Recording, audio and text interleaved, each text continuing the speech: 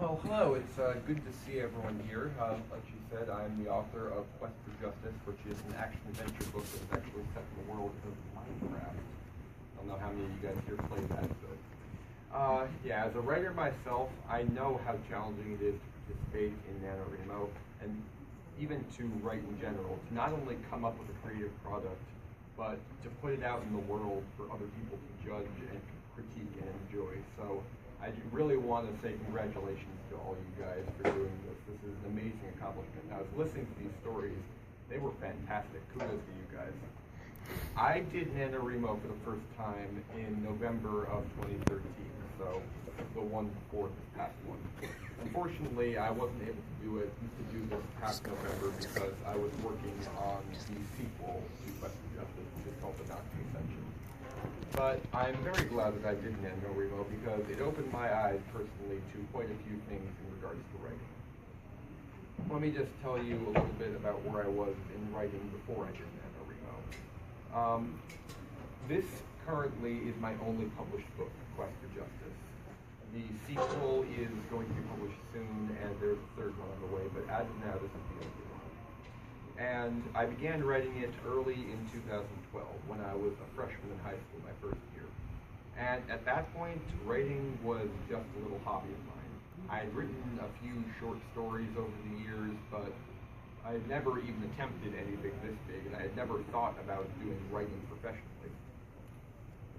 So I went on and off the project for about a year, and then I showed it to my family one day. And they were the ones who told me that I had something there and it was worth trying to get it published. And so I finished up the book, and it took me probably about 2 years in total to get the first book done. And I started looking around for publishers. And we were new to this whole thing, and we weren't entirely sure what to do. And in the end, we ended up deciding to self-publish it, which I'll talk a little bit more about later. And we began editing the book in September of 2013, and that was the beginning of last school year. And we edited it through September and October, and then November rolled around. And around that time, some of my friends started telling me about NaNoWriMo, which is something that they had been doing for a few years, but I had never heard of. They told me what it was, and I thought it sounded pretty interesting, so I decided to give it a shot. I came up with an idea for a story. It's called The Legacy of the White Katana. It's the story of a 16-year-old girl who suddenly gains the ability to see these shadowy spirits that cause death, and she takes it upon herself to hunt them all down. And I initially only wrote the story by myself. Come home from school, if I have some free time, I would go to my house and I would write the story. And then my friends told me to come with them to a NaNoWriMo gathering, which was at a local coffee shop. And I agreed, and I went there with them. And honestly, I was blown away by just how many people were there. Here I was thinking that NaNoWriMo was just like a little thing that not a lot of people knew about, but no, there were dozens of people crammed into that tiny little coffee shop. And they weren't just kids like me and kids like you guys. There were kids, there were teenagers, there were adults of all ages, men and women who were all come together to take on this challenge. And I just sat there and I wrote along with everyone else. I met some new people and I talked with them, I talked with my friends, and all in all, it was a great time. And yeah, soon after that, the month of November was over. I had gotten a good start on Legacy of the White Katana, but I hadn't finished it, and to this day, it's still not finished. Although, as soon as I'm done with the Minecraft books, that is the first thing that I'm going to do. Now, in regards to NaNoWriMo, there were really two things that surprised me beyond the sheer number of people who were doing it. The first one was the quality of the work. I've read some of the NaNoWriMo pieces that my friends and other people have produced, and I heard your guys here today. And I knew that everything, all these things people put together would have a lot of passion behind them, that people would be writing them, and it would mean a lot to them, and so they would definitely be part of it. But in terms of how good they actually were, I really wasn't sure what to expect. I was amazed at the quality of these stories. All the stories I heard here today were fantastic. Those were great starts to stories, and that's what I usually see when I read NaNoWriMo pieces. They're all really, really good. And for some reason, people didn't want to share it. That was the second thing I was surprised at, just how few people actually wanted to share their work with other people. And I looked into it, and I found out that there were actually two big reasons why people didn't want to share their work.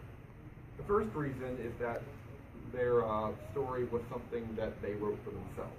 They didn't really want to, show it to other people because they didn't write it to show to other people. They wrote it just for personal reasons. And, that's totally fine, and that's one of the many reasons why NaNoWriMo is a fantastic program, because it allows an opportunity to do something like that in an environment filled with people around you who are doing the same thing. But the second reason that I saw that people weren't trying to get their books out to be read by more people is because they were afraid of what other people might think and how people might react to their work. Let me tell you, I can relate to that quite strongly. When I was editing Quest for Justice, getting it ready to be published, there was a period of time where I really wasn't sure if I wanted to go through with it. And I knew that I was opening myself up to criticism and that there would inevitably be people who didn't like it, and that would hurt. At the time that I was working on getting Quest for Justice out, most books that were written about Minecraft were like how-to guides on how to play the game. They weren't actual stories. My book was like one of the first ones in that regard. But as I thought about it more, I realized that honestly it didn't really matter what other people thought of it. Regardless of what other people might think, it was my work and I was proud of it. And if I showed it to more people, sure, there would definitely be some people who didn't like it, but some people just might like it. And all in all, releasing the book and getting it published turned out to be probably the best decision of my entire life. I was surprised to see that a lot of people really did seem to enjoy it on whole, and even those who don't necessarily play Minecraft still think that it's really interesting. And because of publishing my book and getting it out there to the world, I now know what I want to do with my life. I want to write full-time, and that's the main message I'm trying to get across here, is that honestly, I'm really not that different from any of you here. I'm only 17 years old and a senior in high school. And I'm just a normal kid that got his Minecraft fan fiction published, and now I'm looking at a future career in writing. And let me just say that by coming here, you guys have already taken a huge step in getting your work out to a wider audience. If you don't want to get it out to a wider audience because it's personal and just for you, then that's totally fine. But you shouldn't refrain from showing it to people because you're afraid they might like it. Just don't undersell yourself, is what I'm trying to say. Now, a lot of people don't know this, but some of the best novels in the past few years have actually been NaNoWriMo novels. There's a book about zombies called Forest of Hands and Teeth, and that's being made into a movie. And I'm sure a couple of you have probably heard of Water for Elephants at some point. That was written by, I believe, a local author. That's already been made into a movie, and that was a NaNoWriMo book too. And NaNoWriMo is just a great opportunity for people like you to write the story, for anyone to write their story, and put yourself out there for the world to see. I'm telling you, your story is totally worth it. Now, there's one last thing that I want to address. If you do want to get your book out to more people, then you have to publish it. That's kind of a no-brainer. But really, publishing is not an easy thing to do. I consider myself extremely lucky in that it took me 2 years to do it. I'm negotiating a contract with a publishing company right now to get it distributed on a wider scale. It took me 2 years to do that, which is really fast. There are some people who try and look around for decades, for lots of years, to try and get their book published, and they're not successful. But I think what a lot of people don't realize is that with the rise of the internet, it's gotten much, much easier to get your book published. Granted, it still takes a lot of time and effort to have a book published, but the fact remains that now you can publish your book without the backing of a major publishing company. And of course, I'm talking about self-publishing. Now, I know that in the introduction, we already talked about self-publishing a bit and create space and creating copies of your book. That's basically what self-publishing is. It's taking, all you have to do pretty much to self-publish is send in the manuscript of your book and a cover for it, and they'll turn it into an official product that actually looks like any of the books that you can find here in this store. And it's incredibly easy to do.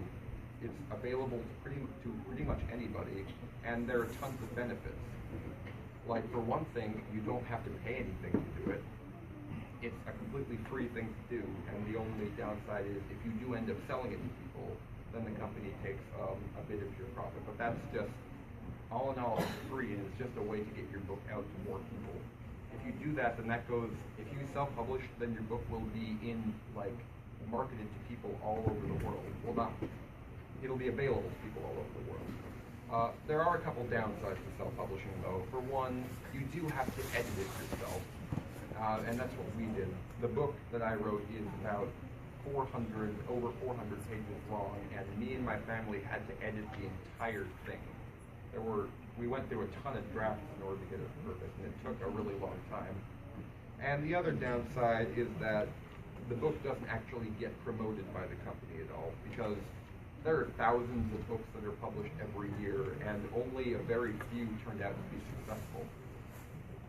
But if you're willing to put the work into editing it, self-publishing is an extremely viable thing to do. And in addition, getting the word out, like advertising it, that's also easier than it's ever been. You can use social media like Facebook and Twitter, all the stuff that you guys use to get the word out about your book. And again, it doesn't cost anything. If you're willing to put the work in, you can use this to get hundreds or even thousands of people that you don't even know to know about your story. And all in all, what self-publishing is at its core, it's a great launch pad for your story. It allows you to get your work out there, to get noticed when you're back without relying on a big company. And don't get me wrong, it's still a lot easier if you have a big company. And that brings me to my final point of advice today. Today, we're all here because we're part of the NaNoWriMo community. We are a community, a group of writers who band together to support each other in our passion for storytelling. And NaNoWriMo, while one of the best, isn't the only group that does stuff like this. If you're really interested in writing and think that you might want to try and get a book published, there are associations all over the place. Right here in Rhode Island, I'm a member of something called ARIA, which is the Association of Rhode Island Authors. And through ARIA, that was honestly one of the biggest reasons that I was able to to have the possibility of getting my book published by a big company. Because by going to meetings and meeting other people in ARIA, most of whom were authors just like me, I was able to, make some good contacts for people who were able to help me get the book into a big publishing company. And by coming here today, you've already taken a great first step in making a name for yourself as a writer and in the community of literature. Writing a story can be difficult, and believe me, I know, and you guys all know, especially if you want to take that story and show it to a wider audience. But if you want to give it a shot, I think that now is the best time. There has never been a better time to show your work off to the world. Once again, congratulations to all you guys, and yeah, kudos.